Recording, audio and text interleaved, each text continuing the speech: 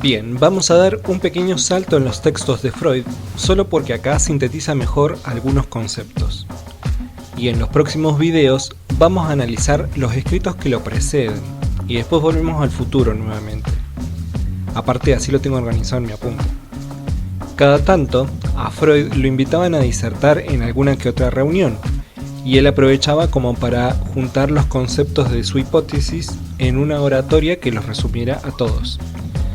Este escrito es como una revancha de una disertación que dio en la Sociedad Psicoanalítica de Viena, de la cual se volvió medio insatisfecho.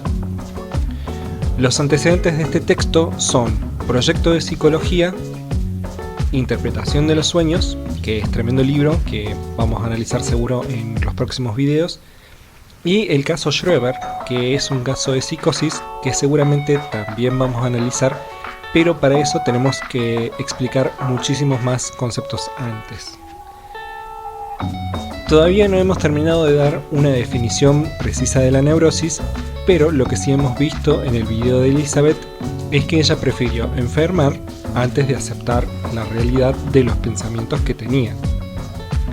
En este texto, Freud comienza diciendo que los neuróticos por lo general sufren una pérdida de la realidad, que el proceso de la represión suprime los pensamientos que le son insoportables al enfermo, pero además también se lleva consigo los pensamientos que en apariencia son inofensivos, pero como son próximos a la realidad reprimida, por lo general también terminan siendo reprimidos nuevamente. Supongamos que cuando éramos chicos estábamos comiendo una pizza y sin querer presenciamos un choque. Ese recuerdo traumático puede que termine siendo reprimido, y quizás sin quererlo también desarrollamos una aversión a comer pizza, simplemente porque estaba asociado indirectamente con ese hecho traumático. ¿Qué podemos aprender de este ejemplo? Podemos aprender a darle like al video y suscribirse, que me ayuda muchísimo, así que por favor háganlo y activen la campanita, así no se pierden ninguno de los videos que siguen. Aparte, podemos aprender que la represión como mecanismo actúa bajo un principio, que es el principio del placer y el displacer. ¿Por qué se llama así? Porque los procesos aspiran a la ganancia del placer, mientras que las que generan displacer, la actividad psíquica, la retiramos, como el hecho traumático, por ejemplo. ¿Pero es este el único principio que guía nuestro entendimiento? No, existe otro que se llama principio de realidad, y este actúa cuando el sujeto ya no encuentra satisfacción de forma alucinatoria, sino que implica que el sujeto acepte la realidad tal como se la presenta, aunque ésta fuese displacentera. Porque esto procura la alteración real del mundo exterior. Por ejemplo, no basta con imaginarse comiendo una pizza para saciar mi hambre, sino que primeramente debo aceptar la sensación displacentera de tener hambre para luego buscar comida, y así sucesivamente.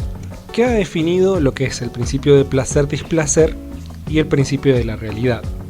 Todo eso trae una serie de consecuencias que vamos a indicar a continuación. En el comienzo, de bebés, todo es principio del placer, pero con la entrada del principio de realidad, el aparato psíquico requiere una serie de adaptaciones para la comprensión del mundo exterior.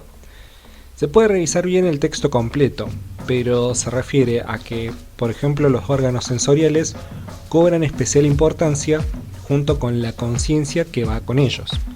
Se forman los procesos como la atención al mundo exterior, que da paso a las impresiones sensoriales, y eso luego después va a formar lo que es la memoria, siendo estas impresiones algunas reprimidas por el principio que contábamos antes, y también lo que es la descarga motriz, que se va especializando hasta adquirir la función de transformar la realidad.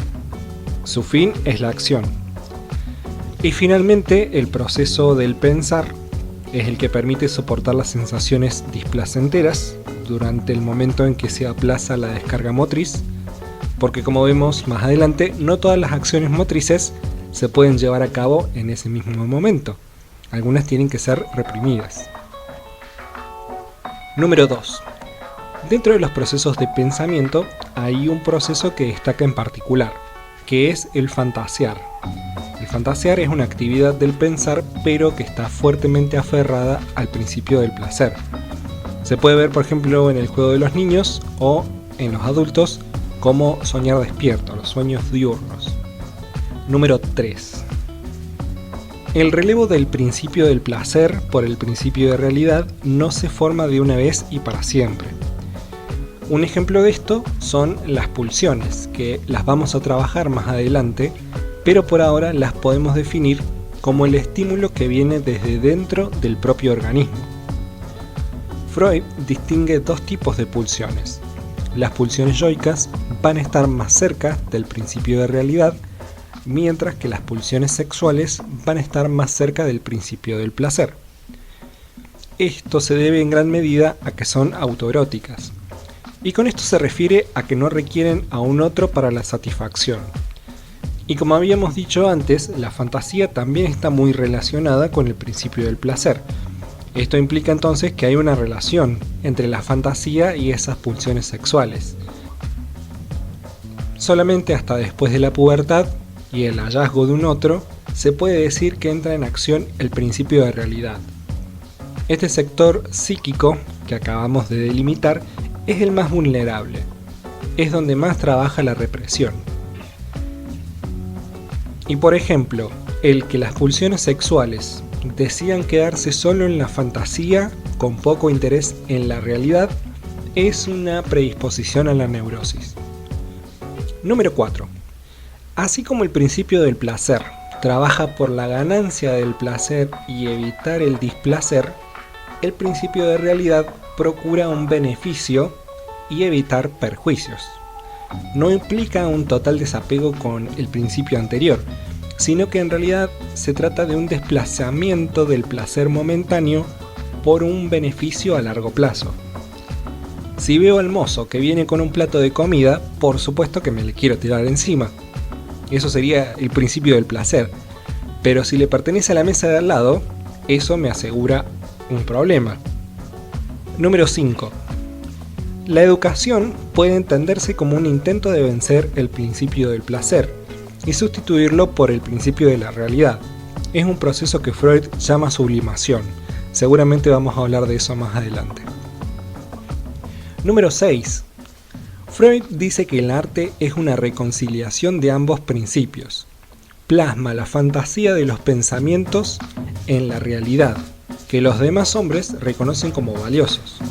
Hoy en día serían como los NFT. Número 7.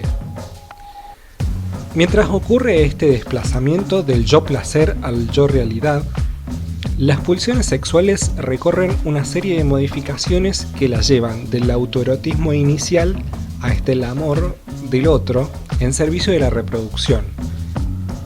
Número 8. Freud por último aclara que el principio de realidad no actúa en los procesos inconscientes. Para estos, la realidad del pensar es tan efectiva como la realidad del mundo exterior, y el deseo es equiparable a su cumplimiento, así de una, como una satisfacción inmediata. Parece entonces que el inconsciente en su mayoría es principio del placer. Una cosa es la realidad efectiva y otras las formaciones del inconsciente. Freud dice que hay que usar la moneda del país en el que estamos investigando. En este caso es la moneda neurótica. No podemos pretender utilizar el principio de realidad en lo inconsciente. Como veremos en el video que viene, es un reino muy particular. Para terminar el video diremos que la realidad freudiana comienza con el mundo lleno de objetos. Entre ellos hay uno que es muy particular, se trata del cuerpo. El cuerpo va a tratar de sobrevivir y reproducirse. Está guiado a esos fines: el hambre, la sed, la evitación del dolor y el sexo. Una parte muy importante del cuerpo lo va a constituir el sistema nervioso. El sistema nervioso se va a encargar de traducir las necesidades corporales en pensamientos o en pulsiones.